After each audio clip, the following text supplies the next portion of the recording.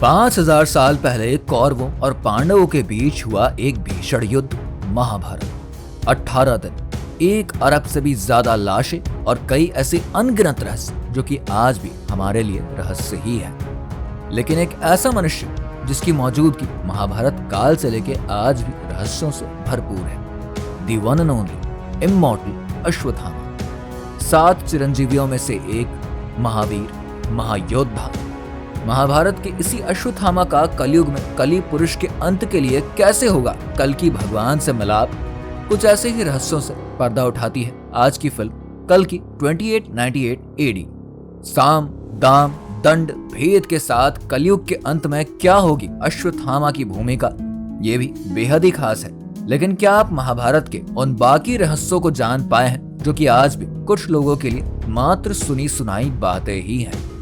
मध्य प्रदेश के एक डॉक्टर के पास कुछ समय पहले एक आदमी अपने सर पर लगे अजीबोगरीब चोट का इलाज करवाने आया।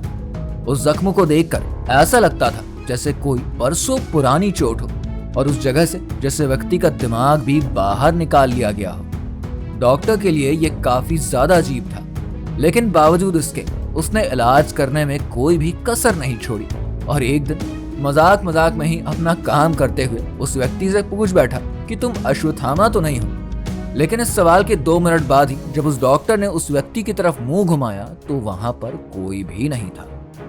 बल्कि उस दिन के बाद से वो व्यक्ति दोबारा कभी भी उस डॉक्टर के पास भी नहीं गया। काफी अजीब है ना? लेकिन क्या ये सच में अश्वत्थामा ही था? कल्कि मूवी का अश्वत्थामा, महाभारत का महायोद्धा और गुरु द्रोणाचार्य का बेटा अश्वत्थामा, जिसे भगवान शिव ने अमरत्व का वरदान दिया था। लेकिन उसका ये वरदान अब उसके लिए ही श्राप बन चुका है। मगर क्यों? जब कौरवों की तरफ से युद्ध करते समय अश्वत्थामा ने रात्रि काल में पांडव समझकर पांडव के 5 पुत्र का वध कर दिया, उस समय भगवान कृष्ण ने नाराज होकर अश्वत्थामा के सर से मणि निकालते हुए उसे कलयुग के अंत तक पृथ्वी पर भटकते रहने का श्राप दे दिया। और कई जगहों पर आज भी ऐसे लोग हैं जिन्होंने अश्वत्थामा को देखे जाने की बात कही है। महाभारत के युद्ध में सबसे छोटे पांडव यानी कि सहदेव भी काफी विवादों वाले पुत्र रहे हैं, क्योंकि उन्होंने अपने पिता की लाश को ही खा लिया था। ऐसा बताया जाता है कि पांडु ने अपने 5 पुत्रों को अपनी विद्या और ज्ञान देने के लिए ऐसा कहा था कि वो उनकी मृत्यु के बाद उनका शरीर खा ले। लेकिन सहदेव के सिवाय बाकी किसी पांडव ने ऐसा नहीं किया और इसी वजह से सहदेव को अपने पिता की वजह से दिव्य दृष्टि मिली, जिसकी वजह से वो भविष्य देख सकते थे।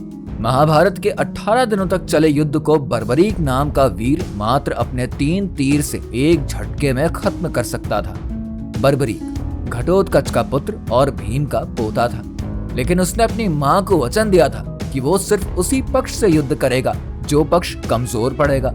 ऐसे में वो दोनों पक्षों से युद्ध करते हुए अंत में अकेला ही जीवित बचता, जिस वजह से भगवान कृष्ण ने उससे दान में उसका शीश ही मांग लिया और उन्हें आशीर्वाद दिया कि कलयुग में आप मेरे नाम से पूजे जाएंगे, जिसे आज हम खाटू श्याम धाम के नाम से जानते हैं। अब कई लोगों के मन में सवाल आता है कि क्या किसी पाप की वजह से द्रौपदी के 5 पति थे, लेकिन हकीकत इसके बिल्कुल ही विपरीत है। दरअसल पिछले जन्म में द्रौपदी अविवाहित थी और भगवान शंकर की बहुत ही बड़ी भक्त थी।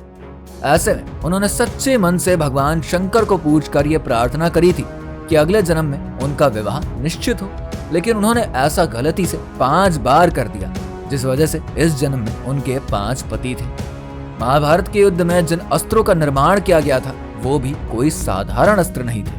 आज की मॉडर्न साइंस में उन्हें मॉडर्न डे एडवांस्ड वेपन और न्यूक्लियर वेपन से मिलता जुलता बताया जाता है। महाभारत के ब्रह्मास्त्र को आज की मॉडर्न साइंस में न्यूक्लियर वेपन के तौर पर भी जाना जाता है, जिसमें कि पूरी धरती पर प्रलय लाने की क्षमता थी। कई रिसर्चर्स का यह भी मानना है कि महाभारत का कुरुक्षेत्र रेडियो एक्टिव मटेरियल से अफेक्टेड था, जो कि तब के समय के हिसाब से काफी ज्यादा अजीब बात है। इस बात में कितनी सच्चाई है हम ये तो नहीं बता सकते, लेकिन महाभारत काल के युद्ध के जो सबूत आज हमें मिलते हैं वो आज भी हमारे मॉडर्न साइंस के लिए किसी अनसुलझी पहेली से कम नहीं है। आपको क्या लगता है? हमें कमेंट में बताइए। वीडियो पसंद आई हो इसे लाइक और शेयर करिए।